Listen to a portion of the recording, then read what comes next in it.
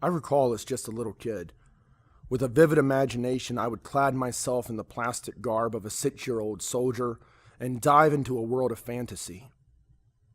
Commissioned by the king himself, I would ride my broomstick of a horse into the mouth of unparalleled danger and certain death in an effort to rescue the beautiful blonde-haired damsel in distress. Late at night, I scaled the wall of the dark castle, sword in hand, swinging myself atop the fortress, awaiting my combatants. Swords flashed from every angle. The stream of steel on steel echoed in my imagination. I fought with the unbridled bravery born in a young adolescent up against invisible foes. Defeating the enemy one by one, I now descended into the foul dungeon itself. I could hear the cries of the princess. I could feel her terror. My singular ambition was to set her free, for her good and my glory.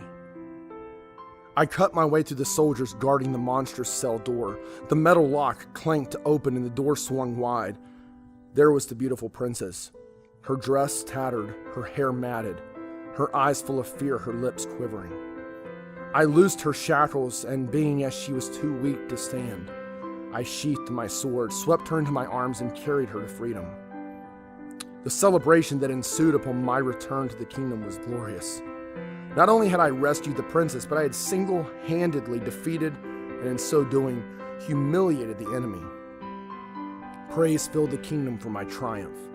The princess became my bride, the king declared me royalty, and of course, we lived happily ever after.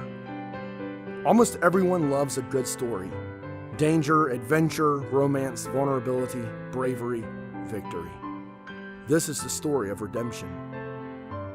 Except the beautiful damsel is not beautiful at all. She is not desirable. She is contorted in sin, filled with hatred for the very one whose mission it is to set her free.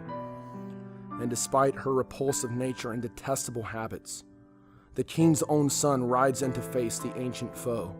He cuts down the enemy, he breaks through the prison door, he removes the irons from her hands and feet, lifts her on his shoulders, carries her to safety, and he makes her beautiful. And the king, due to the bravery of his son, proclaims liberation to and royalty upon the damsel.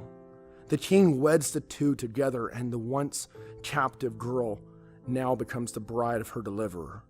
And all of this, every glorious act, is for the good of the damsel and the glory of the son.